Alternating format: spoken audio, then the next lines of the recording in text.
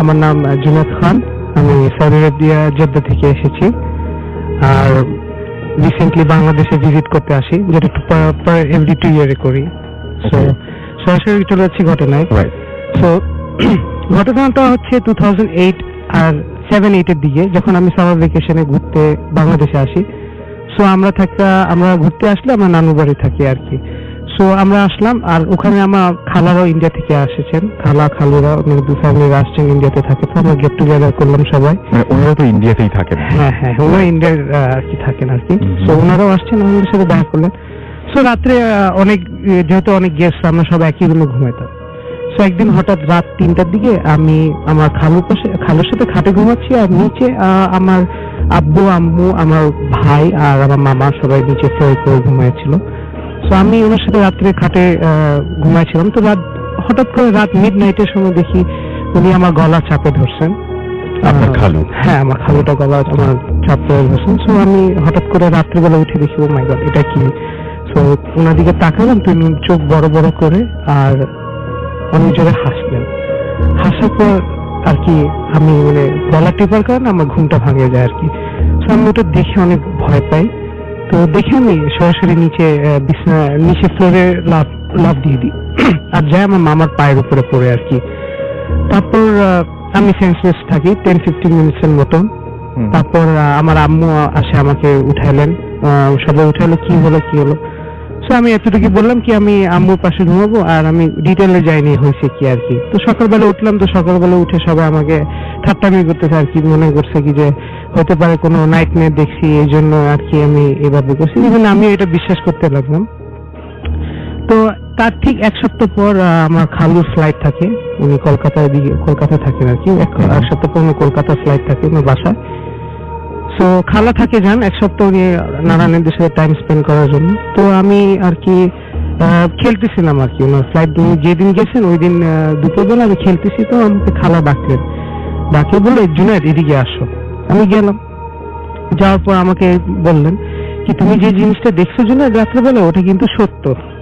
আমি বললাম কি, আমি তো কিছু বুঝতেছি না, তুমি ছোট ছিলাম, তো বুঝতাম না। তো আমি বললাম আপনার কথাটা বুঝিনি আর কি সঠিকভাবে। তো খালা বললেন কি, তোমার বাসায় যারা বড়রা আছে ওদেরকে ডাকো। তো আমি আমার আম্মু, আমার নানা নানি সবাই ডাকলাম আর কি। ওনারা আসলেন, আসার পর ওনাদেরকে বললেন কি, জুনায়েদ যেটা রাত্রে শেষ করছিল ওটা কিন্তু অনেক সত্য। আচ্ছা। তারপর তো ব্যাপারটা আর কি আমরা বুঝলাম। তো উনি কাহিনীটা বললো, এটা হচ্ছে কলকাতায় কাহিনী যেটা হয়েছে আর কি, সেটাই মূল ঘটনা আর কি, যেখান থেকে স্টার্ট হয় আর কি। সো খালু একদিন মিষ্টির দোকানে যায় আর কি। এটা ইন্ডিয়া খুব ফেমাস মিষ্টির দোকান, প্রত্যেকটা ব্রাঞ্চ এদের প্রত্যেকটা সিটিতে, দিল্লি, বম্বে, এটা খুব ভালো একটা চেইন শপ, ওদের অনেক ফ্র্যাঞ্চাইজ আছে ওয়ার্ল্ড ওয়াইড। সো ওখানে গেলেন, তো যাওয়ার পর বসলেন, 2টা চেয়ার থাকে। আপনারা সবাই জানেন সাধারণত কি যে মিষ্টির দোকানে জিনের অনেক বড় একটা ইম্প্যাক্ট থাকে আর কি, যেটা সাধারণত বলে। আমি কিন্তু এর আগে এরকম ধরনের কথা বলেছি, পুরান ঢাকা বা বিভিন্ন জায়গায় এরকম আছে। আর সবচেয়ে অবাক ব্যাপার যেটা রাসেল ভাই, যে মিষ্টির দোকানটা রাত যদি সারাদিনে কোনো সেল না করতো, রাত 3টা পর্যন্ত খোলা থাকতো আর কি। কে আসতো মিষ্টির দোকানে, কে টাকা রেখে যেত, কে মিষ্টি নিয়ে যেত, মিষ্টি শেষ হয়ে যাচ্ছে, দেখতেছে চোখের সামনে, দারোয়ানরা দেখতো। বাট ওখানকার ওনারা কিছু করে না, যেহেতু বিজনেস ওটা একটু অ্যাভয়েড করতো আর কি। তো এরকম অনেক মিষ্টির দোকান রিলেটেড অনেক আছে আর কি। তারপর আর কি আমার খালু, তো ওখানে 2টা চেয়ার থাকতো। আপনি অনেক সময় নোটিস করবেন, চেয়ারটা ছিল বাথরুমের পাশে, স্টাফ বাথরুমদের যারা। আমি আবারও বলছি, বাথরুমের পাশে কিন্তু চেয়ারটা ছিল। এটা কিন্তু এটা একটা অবাক ব্যাপার। তো খালু কি হলো জানি না, উনি ওই চেয়ারে গিয়ে বসলেন আর কি ওই দিন। তো বসার পর 10-15 মিনিট বসলেন। তো হঠাৎ করে 2-3টা স্টাফ মেম্বার আসে, উঠালো নাকি, ওরা এখানে উঠেন, এখানে খুব খারাপ জায়গা, এখানে বসা নিষেধ লোকাল মানুষদের। উনি বলে, লোকাল মানুষদের হলে চেয়ার এখানে রাখছেন কিসের জন্য? কিছু বলে না ওরা, বলে আপনি বাসায় যান।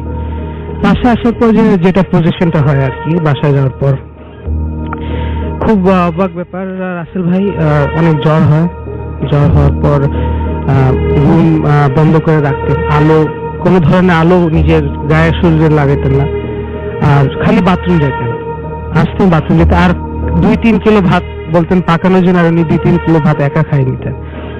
সো ব্যাপারটা দেখে 2-3 দিন দেখছে সবাই। 2-3 কিলো চালের ভাত খাওয়া কিন্তু অনেক কঠিন অনেক ব্যাপার। কঠিন। সো এটা 1 কিলো খেলে একটা কথা ছিল, সেটাই 2-3 কিলো ইটস নট নর্মাল। প্রায় 10 জনের খাবার উনি খাচ্ছেন। হ্যাঁ, এটা খুবই একটা উইয়ার্ড ব্যাপার। সো বেসিক্যালি ওনার আম্মা দেখে বলে জ্বরের ব্যাপারে তো এত খাওয়া তো মানে আমি বুঝতেছি না, এটা তো এত এরকম হওয়ার কথা না। তো প্রত্যেকদিন আর ওনার একটা সিম্পটম ছিল রাসেল ভাই, প্রত্যেকদিন রাত্রে উঠে কাঁদতেন। আচ্ছা, কিছু কিছু রাতে কাঁদতেন, কিছু কিছু রাতে হাসতেন এন্ড অল দ্যাট, এরকম একটা সিম্পটমস দেখা পড়তো। খালি রুম অন্ধকার করে থাকতো, সিক লিভ নিয়েছিলেন উনি।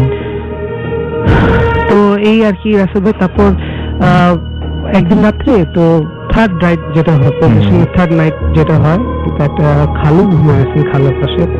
তো খালু রাত্রে 3টা-4টার দিকে উঠে এক ধরনের উইয়ার্ড কান্না করছেন, একা একা একা শুয়ে শুয়ে কান্না করছেন। আর হাত দিয়ে কিছু সরাচ্ছেন, এদিক কোনো বিড়ালের আওয়াজ করছেন, এদিক কোনো বুকের উপর কোনো বিড়াল করছে। তো এরকম করতেছে। তো খালা উঠলেন, উঠে বললেন কি ব্যাপার, তুমি মনে হয় রাত্রে খারাপ স্বপ্ন টপ্ন দেখো প্রত্যেকদিন রাত্রে, তুমি এক কাজ করো, আল্লাহ আল্লাহ করো। আচ্ছা, নামাজি মানুষ, নামাজি মানুষ, দুজনই নামাজি মানুষ আছে ভাই। তো উনি বললেন আল্লাহ আল্লাহ করো, আল্লাহকে মনে করো, ইনশাআল্লাহ তোমার ইয়াটা দূর হয়ে যাবে। তিনি উঠে বসে গেলেন, বসে ওনার দিকে তাকে অনেক হাসলেন। হাসার পর বলতেছেন কি ব্যাপার হাসছেন, मैं মুসলিম থরি না হूं, মানে এটা মানে হচ্ছে আমি কি মুসলিম নাকি। আচ্ছা আচ্ছা আচ্ছা, আপনার চাচার মুখ দিয়েই বলছেন এই কথা। আর নামাজি মানুষ যদি যদি এরকম কথা বলে, নামাজি মানুষ জানেন তো ব্যাপারটা খুবই বিয়েড। আমার খালা বিয়েড, মানে এই জিনিসটা দিয়ে খুব বিয়েড ফিল করলেন। সরাসরি গিয়ে লাইট জ্বালেন, ভয়ের চোটে লাইট জ্বালানোর পর খালা বসে আছে। যখন হিপনোটিজমে হয়, যখন মানুষের একটা ধ্যান থাকে, যখন একটু ভাঙে গেলে একটা কোনো কিছু থেকে বেরিয়ে আসার পরে অন্যরকম হয়ে যায়। হ্যাঁ হ্যাঁ হ্যাঁ, তুমি ভাব নর্মাল হয়ে গেলে হঠাৎ করে। বলে কি ব্যাপার, তুমি লাইট জ্বালালে, লাইট বন্ধ করো, আমি ঘুমাবো, কালকে আমার অফিস আছে। আচ্ছা। তো খালা বললো না, তোমার তো আমি মাত্র তোমাকে কি জিজ্ঞাসলাম, আল্লাহর জিকির করতে বললাম, আল্লাহর সূরা পড়তে বললাম, তুমি তো পড়লা না, তুমি বলতেছো আমি মুসলিম নাকি। খালু বলে এটা কি বল, আজকে কত তারিখ? খালু বলে ঘুম, আমার কালকে অফিস। তো খালা বলে তুমি তো 3 দিন ধরে অফিস যাচ্ছ না। আচ্ছা, আজকে কত তারিখ? বলে আজকে 29 তারিখ। আজকে 29, বলে না আজকে 26 তারিখ, আজকে তো আমার অফিস যাওয়ার কথা। তো তুমি 3 দিন ধরে অফিস যাওনি, আর তোমার জ্বর অনেক এইতে। তো খালু বুঝে গেলেন কি মিষ্টির দোকানের কিছু কাহিনী। তো খালু বুঝলেন ঠিক আছে, তুমি কাজ করো, লাইটটা বন্ধ করো। উনি বেশ সাহসী মানুষ ছিলেন। এই কয়েকদিন তো উনি ম্যাক্সিমাম সময় এরকম ঘর অন্ধকার করে থাকতেন, লাইট সহ্য করতে পারতেন না, কোনো মানে হুঁশ নাই আর কি। আচ্ছা, এই কয়েকদিন সেরকম অবস্থার মতো ছিলেন। তারপর হঠাৎ করে 3 দিন পরে উনি মানে বলা যেতে পারে যে পুরোপুরি সুস্থ। আচ্ছা, তারপর কি হলো? খাবু বললো কি লাইট বন্ধ করো, ওই জিনিসটা যদি আমার মধ্যে কোনো খারাপ জিনিস থাকে ও আসবে, এই ঘরেই আসবে, এই ঘরেই আসবে। ঠিক রাসেল ভাই, যেহেতু খালা বলেছেন, উনি তো অনেক মানে অনেস্ট একটা পারসন। সো উনি বলে উনি ক্লিয়ারলি দেখতেছেন একটা শ্যাডো আসছে, আর ওনার শ্যাডোটার পা গরুর পা বা ঘোড়ার পা যেরকম হয়, আর ওনার একটা তেল ছিল, মানে ক্রোকোডাইলের যেরকম তেল হবে, মানে লেজ, হ্যাঁ লেজ আর কি, কুমিরের আর কি লেজ টাইপ, আর একটা সিং ছিল, কোনো চোখ নাই কিছু নাই, আর হাতটা আর কি কিন্তু মানে চোখটা কোনো কিছু ছিল না, দেখতেছেন আর সামনে দাঁড়ায় আছে। দুজন নামাজি মানুষ। সো অনেকক্ষণ এরকম দেখার পর খালা তো একদম শক, কি বললো কিছু বুঝতেছে না। তো ওই খালু বলে কি তুমি কি চাও আমার থেকে?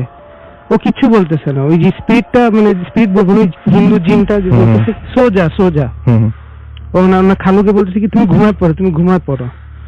সো খালু বলতেছেন কি যে তুমি কে, কোথায়? তো এরকম কথা বলতে বলতে ওই জিনিসটা পালায় যায়, এই রুম থেকে ওই রুম করে, আবার খালু ওনার পিছে পিছে যায়, একজন খালু ওনার পিছে পিছে যাচ্ছেন আর কি, আবার এই রুম থেকে পালায় পড়তে, মানে এরকম অনেক ধরনের মানে লুকাচুরি একসঙ্গে দেখছেন। আর দুজনই নামাজি মানুষ আর কি। তো দেখে বেসমেন্টে পালায় হঠাৎ করে জানি একটা স্মোক হয়, হ্যাঁ মানে ওই জিনিসটা স্মোক হয়ে পালায় গেল আর কি, মানে লাইক রান ওয়ে করছে আর কি, উড়ে আকাশে হয়ে গেল স্মোক হিসাবে আর কি। তারপর ওইগুলি দেখে দুজনই শখ, এটা কোনো মানে নর্মাল মানুষের কাছে এত নামাজ পড়ে আমরা, এটা তো কোনো হওয়ার কথা না কোনো। তারপর হয়েছে রাসেল ভাই, কলকাতায় হাওড়া ব্রিজ আছে একটা, হাওড়া ব্রিজের ব্যাপারে অনেকে জানেন নিশ্চয়ই। ওই পিছনে ওখানে অনেক বস্তি আছে, ওখানে বস্তিতে একটা ফেমাস পাগল আছে, পাগল যে অনেকে শুনছেন নিশ্চয়ই, জানেন, যারা ওই এলাকার তারা নিশ্চয়ই বুঝতে পারছেন কার কথা বলা হচ্ছে। ওনারা নিশ্চয়ই জানে, এটা খুব ফেমাস এটা। তো ওই পাগলের কাছে গেলেন খালা, কি যা বললেন কি আমাদের বাসায় এরকম ধরনের হয়েছে আমার হাজবেন্ডের সাথে, আপনি কি করে, আমরা তো কোনোদিন কারো ক্ষতি করিনি বা আমরা কোনোদিন, উনি ভাবছেন ব্ল্যাক ম্যাজিক আছে। তো ওই জিনিসটা পাগলটা বললো কি চল আমাকে নিয়ে চল, ওই মিষ্টির দোকানে নিয়ে চল। মিষ্টির দোকানে নিয়ে আসলেন খালা, অনেকক্ষণ দাঁড়ালেন, দাঁড়া বললেন কি তোর স্বামীর উপরে হিন্দু জিন অসর করছে, ওর উপরে একটা প্রবেশ করছে আর কি।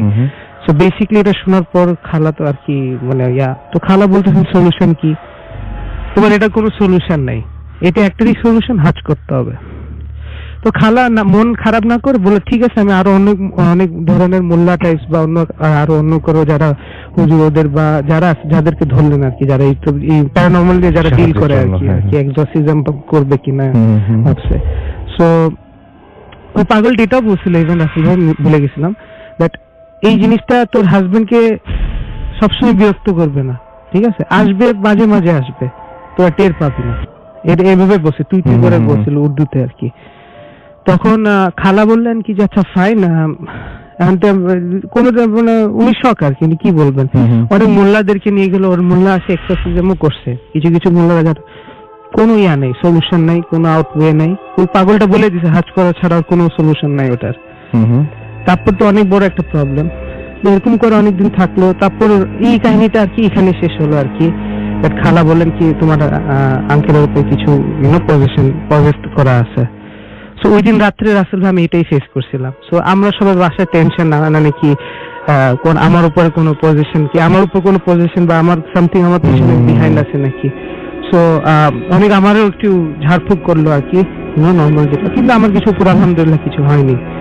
বাট যেটা হয়েছে রাসেল ভাই, দ্যাট সবচেয়ে ইন্টারেস্টিং বিষয়, ওই জিনিসটা বাংলাদেশে যখন খালা চলে গেলেন কিছুদিন পর আমাদের ঘরে প্যারানর্মাল অ্যাক্টিভিটিস শুরু হলো। তার মানে ওই জিনিসটা এখানে, হ্যাঁ ওই জিনিসটা আছে মাইগ্রেট করে, এটা খুব একটা উইয়ার্ড বিষয়, আমি তো বিশ্বাস করতে চাচ্ছিলাম না, বাট এটা কিন্তু যতক্ষণ নিজের বুড়া নানানিরা দেখছেন তো অবভিয়াসলি কিছু রিয়েলি মিন করে দেখছেন। সো রাত্রে হয়তো রাসেল ভাই দ্যাট মার্বেল নর্মাল যেটা হয়, মার্বেল ফালায় দিল, দৌড়াদৌড়ি, তারপর কান্দাকাটি, লাইক আওয়াজ, কান্দার আওয়াজ শোনা যাচ্ছে, অনেক ধরনের কান্দা। আর সবচেয়ে ইন্টারেস্টিং বিষয় রাসেল ভাই মন্তর, ইভেন আপনি যদি বাসাটায় যান মন্তর পড়ে জিনিসটা, এবং সেটা শোনা যায় আমার নানির কানে অনেকবার আসে মন্তর পড়ে যায়, এভাবে অনেক ধরনের ট্রাভেল করে। আর সবচেয়ে ওয়েট বিষয় হচ্ছে কান্দার আওয়াজ অনেক, আমার মামার সবাই ফেস করছে ওই কানটা। তো আস্তে আস্তে আমাদের ঘরে থাকা মানে হারাম হয়ে যায় আর কি, ওই ঘরে থাকা ইম্পসিবল হয়ে যায়। সবসময় ওখানে থাকেন, যে কয়দিনের জন্য আসতেন সে কয়দিন আমরা এই বাসে 8 বছর ছিলাম, ওনা খালু দেওয়ার পর থেকে এই কাহিনী হলো। তো যখন এই প্যারানর্মাল হতো তখন আমরা ভাবছিলাম খালাকে একটু ফোন করে জানাই। তো খালা বললেন যে আমরা যা ফোন দিতাম না, আমরা অনেক হুজুর মোল্লাদেরকে মানছি, কোনো কিছু হলো না, যে বলে ঘর বন্দি করা, ওটা কোনো কাজে ছিল না। তো আমরা ভাবছিলাম কোনো ব্ল্যাক ম্যাজিক করলো নাকি, নাথিং, ওদের কোনো ট্রেস পাচ্ছিল না আর কি, খুব ডিফিকাল্ট বিষয়। সেই পাগলের কাছে গেল আর কি আমার খালা কলকাতায়, আমরা ফোন করার পর। তো গেলেন, ওই পাগলটা হাসতেছে, হ্যাঁ ওনাকে দেখে অনেক হাসতেছে। তো খালা বললেন কি ব্যাপার আফাস কি রে, মানে ওরা বলে কি আপনি হাসতেছেন কেন? তো পাগলটা সবাইকে তুই তুই করে বলতো। ও বললো কি যে তুই জানিস তোর হাজবেন্ডকে ছাড়ে দিছে। আচ্ছা, খালা একটু বিয়েড হবে কেন, এটা কি কথা? বলে হ্যাঁ এখন থেকে তোর বাবা মার বাসা পছন্দ হয়েছে, এবং সে না জেনেই এগুলো সব বলে দিচ্ছে। হ্যাঁ এটা উইয়ার্ড বিষয়। এখনো রাসেল ভাই অ্যাপার্টমেন্টটা এখনো এমন অবস্থা আছে, মানে ভাড়া টাকা দেওয়ার অনেক চেষ্টা হয়েছে কিন্তু হয়নি। বাট আপনি বলেন যে 2 উইক পর পরই যারা থাকতে এসছে তারা, আর যেহেতু আপনারাও দেশে থাকেন না, আপনারা দীর্ঘদিন ধরে দেশে থাকেন না, ওটা পড়ে আছে। তো এখনো মানে ওই সমস্যাটা চলছে। আমরা অনেক খুঁজছি, অনেকে থাকছে 1-2 মাস, বাট ওরা পরে আর থাকতে চায় না আর কি। বাট রাসেল ভাই উইয়ার্ড জিনিস যেটা ওখানকার আপনি যেটা ফেস করবেন, ওই জিনিসটা আপনাকে ট্রাভেল করবে না, বাট যদি একটা ইশারা বা একটা ট্রেস পায় যে কি আপনি এখানে থাকবেন, তখন ডিস্টার্ব করা শুরু। আপনার ঘটনাটা শুনি আমরা। তো বেসিক্যালি ঘটনাটা আমার বড় ভাইয়ের সাথে ঘটে, মালয়েশিয়াতে। 4 বছর আগে। উনি একজন ইলেকট্রিশিয়ান। তো মালয়েশিয়াতে বিভিন্ন সিটিতে কাজ করতেন। একবার ওনাদের কাজ পড়ে মালয়েশিয়ার কুয়ালালামপুর থেকে খুব দূরে একটা জায়গাতে। তো ওখানে প্রায় 8-9টার মতো বিল্ডিং ছিল একটা প্রজেক্ট। তো ওনারা বিভিন্ন দেশের 10-12 জন ইলেকট্রিশিয়ান ছিলেন।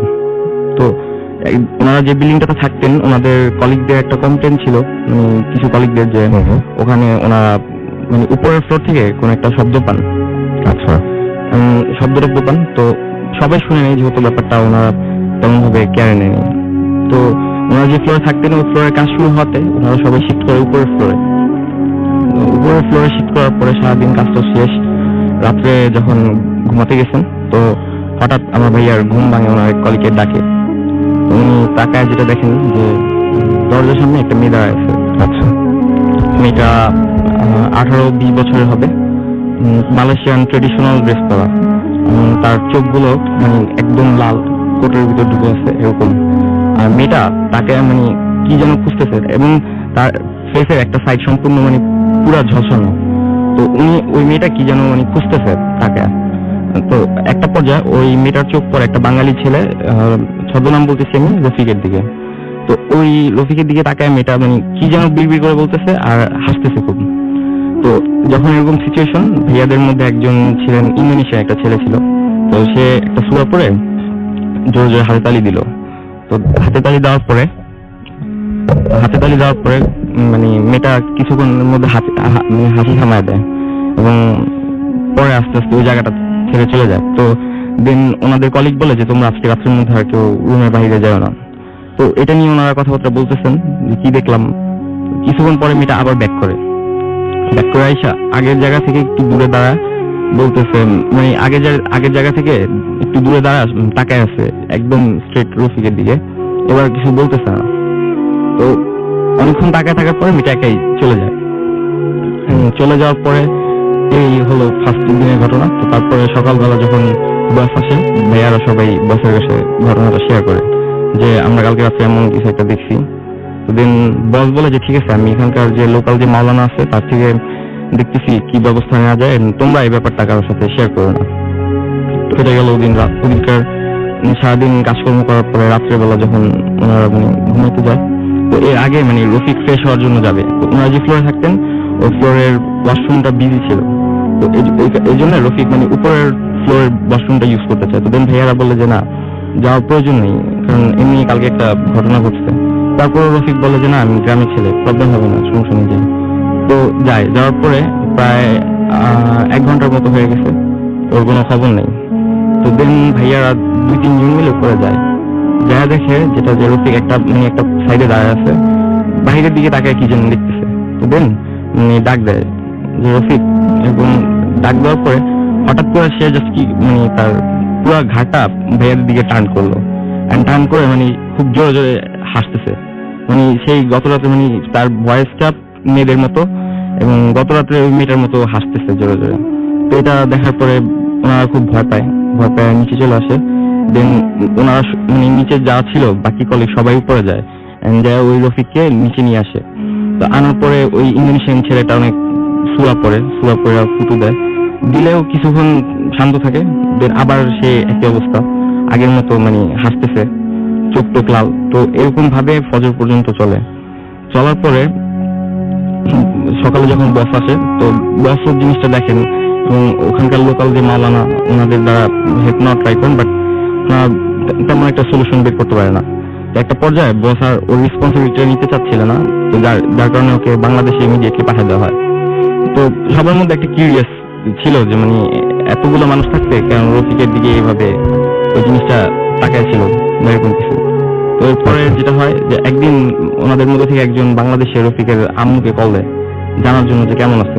খোঁজ নেওয়ার জন্য যখন ফোন দিয়ে জানতে পারে যে হ্যাঁ ভালো আছে। আর রফিকের আম্মুকে জিজ্ঞেস করে যে কেমন আছে রফিক এখন। তো ওর আম্মু খুব নর্মালি অ্যান্সারটা দেয় যে মানে খুব নর্মাল, যে এমন কোনো ঘটনা ঘটেইনি। তো এটা থেকে তাদের কিউরিওসিটিটা আরো বাড়ে যে একটা প্যারানর্মাল ঘটনা, বাট তারা এইভাবে নর্মালি একটু উঠতেছে। দেন জিজ্ঞেস করে যে আপনার কাছে মানে রফিকের আম্মুকে ওনারা পুরো ঘটনাটা শেয়ার করে যেমন হয়েছে। তো রফিকের আম্মু যেটা বলে যে তোমরা এটা মানে এটা এখন নতুন দেখলাম, বাট আমরা এটা দেখতেছি ছোটবেলা থেকে। তো জিজ্ঞেস করে যে মানে কেন এটা। তো রফিকের আম্মু পরে পুরো ঘটনাটা শেয়ার করে যে মানে রফিকের আম্মু যখন প্রেগনেন্ট ছিল তখন, এটা তখনকার ঘটনা, রফিকের নানা এসব জিনিস জিন এসব পালতেন। তো রফিকের আম্মু ছিল রফিকের নানার বাসায়। তো একদিন রফিকের আব্বু যায় যে মানে রফিকের দাদির শরীর অসুস্থ নিতে আসে।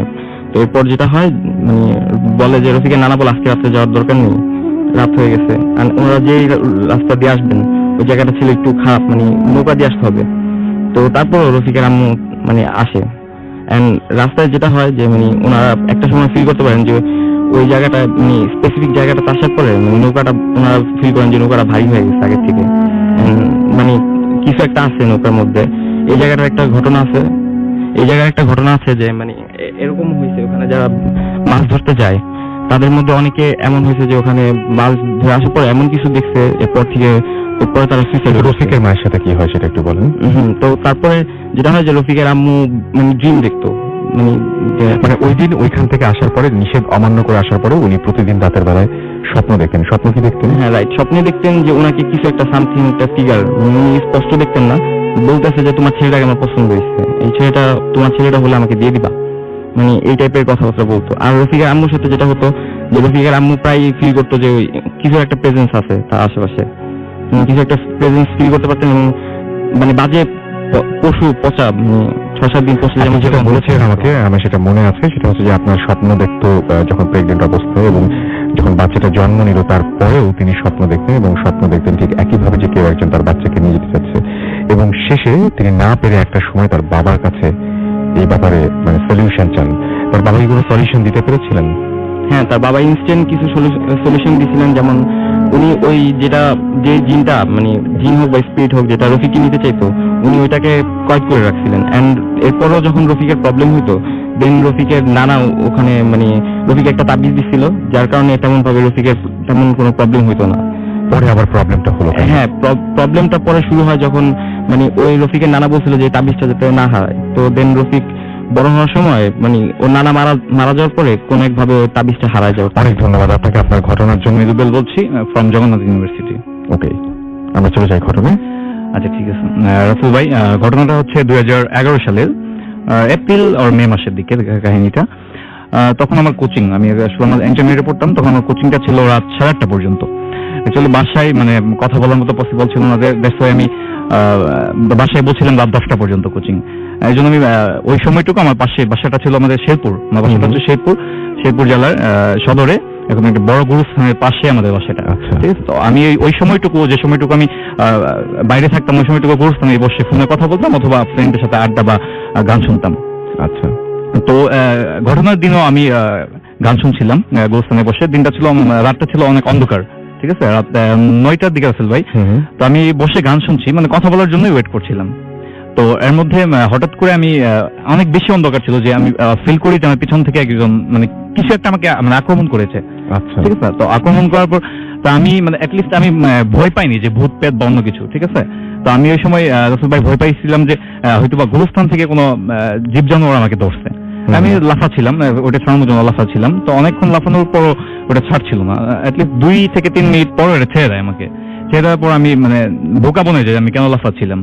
ঠিক আছে, দেন আমি আবার ওখানে বসে আমি আমার ফ্রেন্ড রনি ওকে ফোন করি, যে ফোন করে আমি হাসাহাসি করছিলাম যে নিজে মানে বোকা হয়ে গেলাম, কি হলো। তো রাসেল ভাই আমি যেহেতু আমার কোচিং থেকে আমি পরীক্ষা দিয়ে আসছিলাম, আমার প্যান্টের পকেটে একটা স্কেল ছিল। তো স্কেল আমি বসার 2 থেকে 3 মিনিট পর স্কেলটা আমার সামনে একদম খোলা মাঠ, গুরুস্থানে একদম খোলা মাঠে স্কেলটা একদম আস্তে আস্তে পড়তেছিল।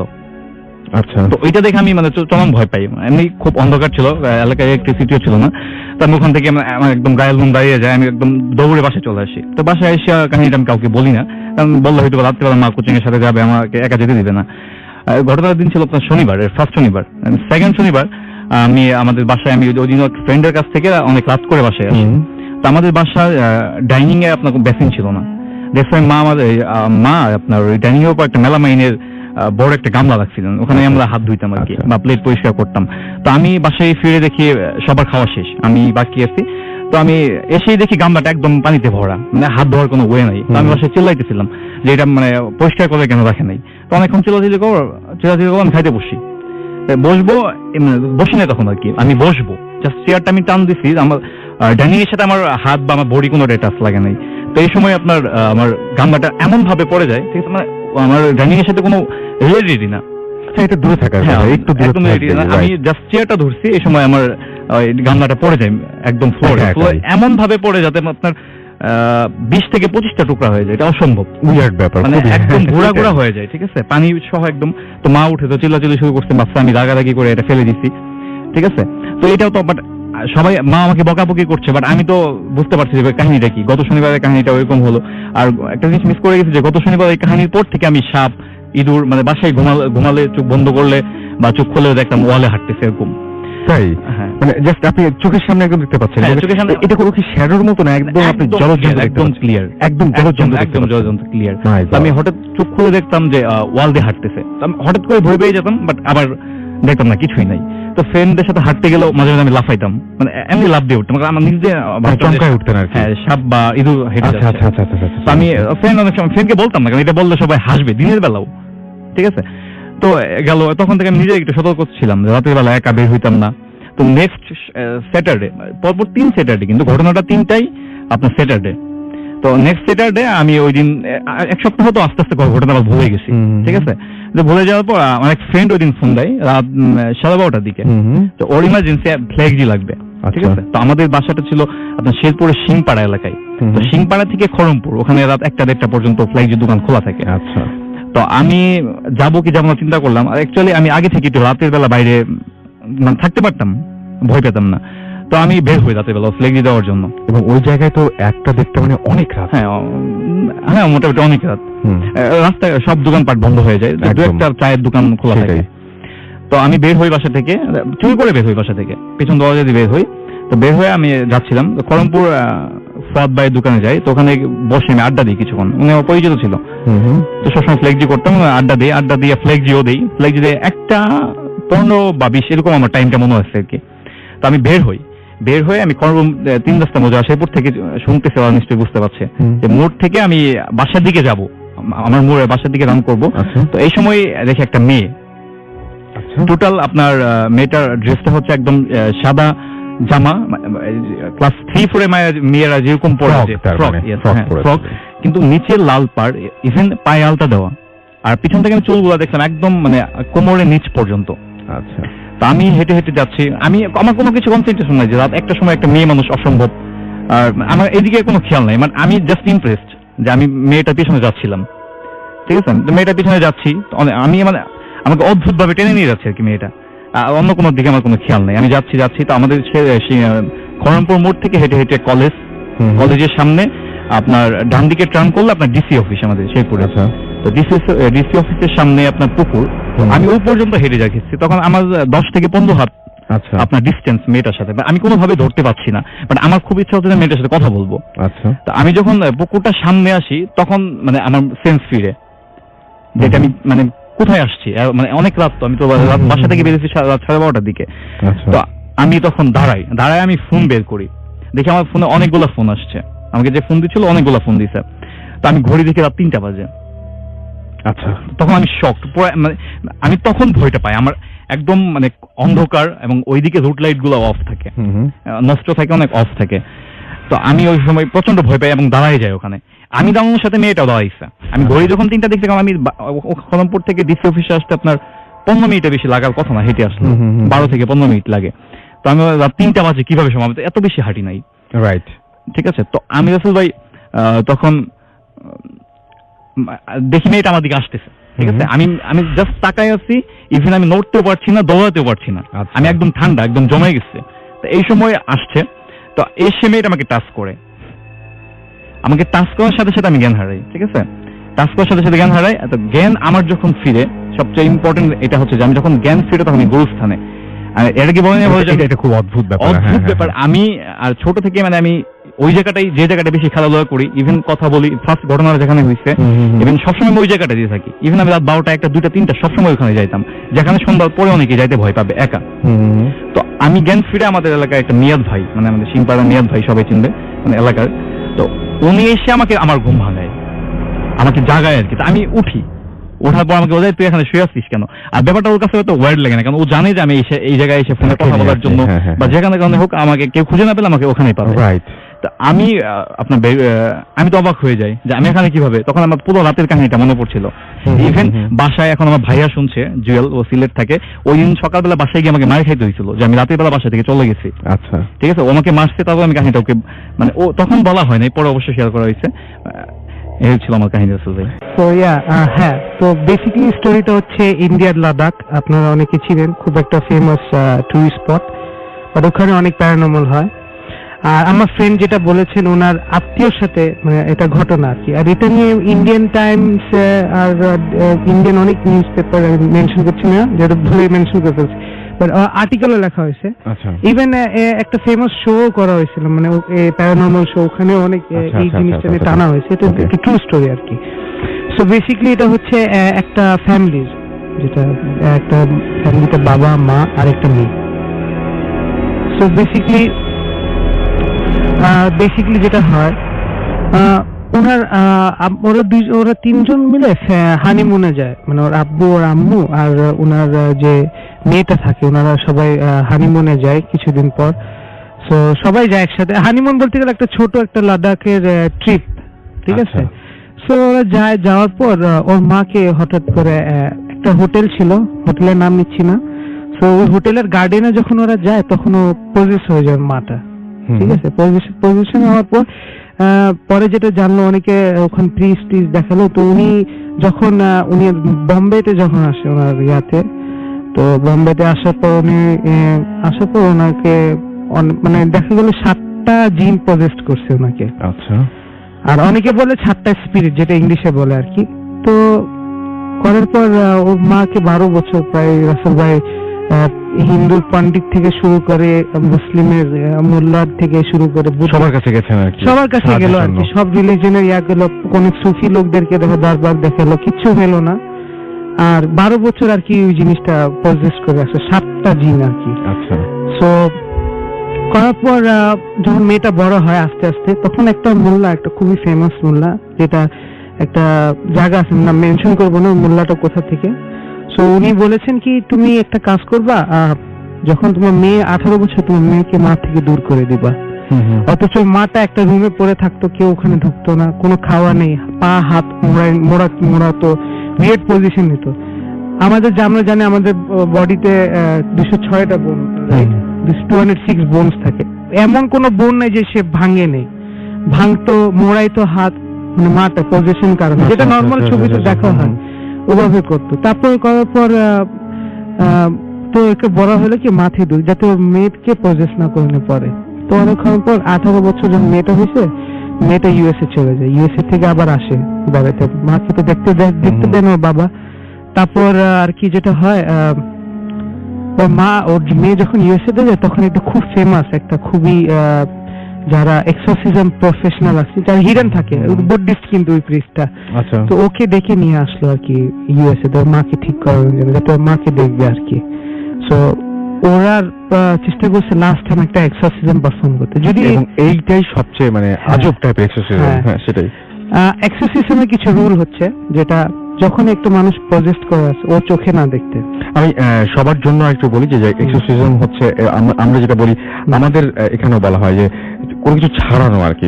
আপনি হয়তো পজেস্ট আছেন, আপনার পজেস সেটা থেকে আপনাকে ছাড়ানো বা ঝাড়া, এরকম টাইপের কিছু একটা। ওকে, ফাইন। সো ওর রুল ছিল কি, কেউ ওই জিনিসটা চোখে দেখবা না। তো ওটার পরের পর মানে সবাইকে বোঝানো হলো, তোমার আম্মু ভিতর থেকে আওয়াজ করবে, হ্যাঁ আমি তোমার আম্মু, আমাকে বাঁচাও, হ্যান ত্যান, বলবা না আর কি, সহজে বলবা না। সো ও করলো, first time position exercise perform করলো, কোনো লাভ হলো না। আচ্ছা, সেকেন্ড টাইম যখন এক্সারসাইজ পারফর্ম করতে যায় বুদ্ধিস্ট প্রিস্টটা, সে খুবই একটা ফেমাস প্রিস্ট, ডক্টর কি জানি ভুলে গেছি নামটা, খেয়াল নাই আর কি। তো ওই ডক্টরটা বললো কি যে আচ্ছা আমি সেকেন্ড টাইম পারফর্ম করব, ঠিক আছে, এবার পসিবিলিটি লাগছে। তো সেকেন্ড টাইম যখন পারফর্ম করতে চাই এক্সারসাইজ, তখন হয় কি, ওর মেয়েটা না লাদাখের ওই জায়গাটা যেখান থেকে মা পৌঁছেছিল, ওখানকার হিস্ট্রি জানতে চায়, ব্যাকগ্রাউন্ড। সো মেয়েটা যায়, ব্যাকগ্রাউন্ড জানা শুরু করলো, কি ছিলটা কি ওই জায়গায়, কেন এরকম হলো, রিজনটা কি। সো কিছু অনেক হিস্ট্রি ঘাটার পর গুগলে সার্চ করলো, মানে অনেক রিসার্চ করছে সে ওই জায়গা ব্যাপারে, জমিন জমান যা ছিল ওখানে লাদাখের অনেক আগে। হঠাৎ করে মানে কি, যখন লাদাখ একটা সেপারেট স্টেট ছিল, তখন ওখানে একটা বাসা একটা বিল্ডিং নাম বাসা হওয়া হতো। তো বাসা ধসে পড়ে যায়। ওই বাসার ভিতরে 7টা জিন ছিল না মানুষ ছিল, আমি এটা সঠিক বলতে পারতেছি না, বাট 7টা একটা এন্টিটি ছিল এক ধরনের, ঠিক আছে? আচ্ছা। ওই 7 জন মিলে প্রজেস করছে আর কি। আচ্ছা, তা তাকে ধসে যাওয়ার কারণে ক্ষতিগ্রস্ত হয়েছিল? হ্যাঁ, তো মেয়েটা কি করছে, 7টা যারা মারা গেছে বা যারা জিন টিন মারা গেছেন, তো ওদের নাম জানলো আগে। আচ্ছা, নাম জেনে 7 জনের নাম নিয়ে গেল। যেহেতু এক্সোসিজম কাজ করতেছে না, এখন মানুষের মানুষ বলে না, মানুষের পাওয়ার সবচেয়ে পাওয়ারফুল, মানুষের বুদ্ধি। সো কি করলো, 7 জনের মানুষের নাম জানলো, নাম জেনে গেল ও ইয়ার কাছে। এক্সোসিজম পারফর্ম করছে, নর্মাল হচ্ছে না, অনেক চেষ্টা করে হয় না, মানে রোজ ওয়াটার ছিল, মানে কিছুই হয় না। আরে বুদ্ধিস্টের এক্সোসিজম খুব ডিফারেন্ট হয়। বুদ্ধিস্টের এক্সোসিজম হয় ওরা এক ধরনের বাঁশি বাজায়, ঢোল বাজায় এক ধরনের, আর ওকে সার্কেল করে অনেকগুলি বুদ্ধিস্ট প্রিস্ট মিলে এক্সোসিজম পারফর্ম করে। ইউটিউবে দেখতে পারবেন। আর যেহেতু করতে হচ্ছে না আর কি, তো অনেক হচ্ছে না। তারপর মেয়েটা কি করলো, মেয়েটা যে ওর মার কাছে গেল, গিয়ে বললো, হ্যাঁ অমুক তোমাদের 7 জনের মধ্যে এই লোক, মনে করেন এক্স আর কি লোকের নাম, তোমাদের 7 জনের মধ্যে যে নাম এক্স আছে, ও আমার কাছে আসছিল কালকে রাত্রে। আচ্ছা, ও বলছে আমার বাসায় একা, আমার সাথে আমাকে ও একা প্রজেস করবে। ট্রিক, এটা ট্রিক আর কি, মাইন্ড ট্রিক। ওদের ভিতরে 7টা জিনের মধ্যে একটা ঝগড়া লাগানোর জন্য। তো এভেন্চুয়ালি এটা কাজ করলো। তো ও প্রথমে ওই 7 জন শক হলো কি, তুই কেমনে জানলি কি যে আমাদের নাম এটা? ওরা তো শক। তো ওদের মধ্যে একটা ফাইট শুরু হয়ে গেল। ওখানে খালি কর্নারের রুমে মানে 7টা ভয়েসের কথা হচ্ছে। ওরা মানে সবাই শুনতে পাচ্ছে, সবাই দেখতেছে, 7 জনের সাথে আলাপ করতেছে। Very interesting. হ্যাঁ, ওরা আলাপ করতেছে। ও বলে না আমি ছাড়বো না, মানে আমি থাকবো। ও বলে না আমি থাকবো। ওই 7 জনের মধ্যে সব ধরনের এজের লোক ছিল, বাচ্চা ছিল, মানে নর্মাল বাবু, মানে 40-30 ইয়ার্স, সব গ্রুপ, মানে 6 কম্বিনেশন গ্রুপের এজ লোক ছিল। ওরা নিজের মধ্যে ঝগড়া করতে করতে, আর এখানে কি করছে, এর এক্সোসিজম চালু করে দিছে, যেহেতু ওদেরকে বিজি করে দিল আর কি। ওরা 7 জনের মধ্যে কনফিউজড হয়ে গেল। তো বিজি করে উনি কি করলো, এক্সোসিজম পারফর্ম করছে। এক্সোসিজম পারফর্ম করে, যেহেতু ওর পাওয়ারটা কমে গেছে আর কি, এক্সোসিজম পারফর্ম করে ইয়াটা হয়ে গেল আর কি, এক্সোসিজম সাকসেসফুল হলো। 7 জন ইয়াটা ছেড়ে দিল। ছাড়ার পর এখন হলো কি, ইভেন্চুয়ালি ওর মাটা মারা যায় লাস্টের দিকে। মানে ওর বডি যখন ডক্টরের কাছে নিয়ে যাওয়া হয়, বম্বের একটা খুব ফেমাস, আমার ফ্রেন্ডরা বলতে, ছত্রবাজি শিবাজি টার্মিনাল একটা স্টেশন আছে ইন্ডিয়াতে, ওই ট্রেনে, লোকাল ট্রেনে মাকে এমনি উঠায় নিয়ে যাচ্ছিল, ঠিক আছে? নিয়ে যে রাস্তার মধ্যে মা দম আটকে নেয়, ওই স্টেশনে আর কি। তো রেলওয়ে স্টেশন যেটা হয়, ওখানে দম আটকে গেছে হসপিটালে নিয়ে যাওয়ার আগে। ডক্টর কাছে নিয়ে যাওয়ার পোস্টমর্টম করবেন, বললো 206, মানে ভিতরে যত বোন ছিল সব তো সব ভাঙে গেছে। আচ্ছা, শখ হলো কেমনে একটা মানুষ জীবিত থাকে। আচ্ছা, আমি একটা জিনিস জাস্ট জানতে চাচ্ছি যে, মানে আমি জাস্ট ভাবছিলাম এরকম যে, এরকম কি হতে পারে, মানে ডাক্তার কি এরকম কিছু বলেছিল যে ওরকম মেন্টাল ঝামেলা ছিল, এরকম কোনো কিছু?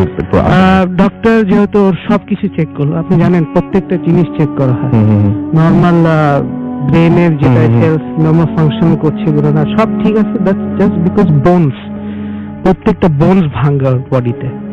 আর এটাও বলছিল ডক্টর দ্যাট এতদিন মানুষ কেমনে না খায় থাকতে পারে। 12 years of position with 7 genes. Interesting. So এই জিনিসটা অনেকে জানি না, স্পিরিটস বলে, এটা ইন্ডিয়াতে কিন্তু একটা ফেমাস কাহিনী।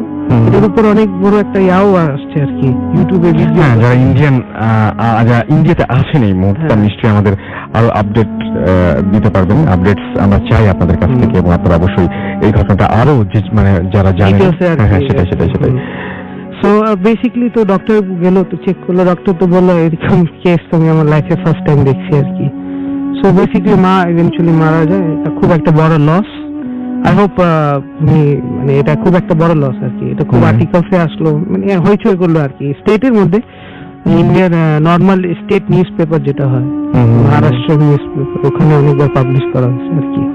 তো এই আর কি ঘটনাটা রাসেল ভাই, 7টা জিনের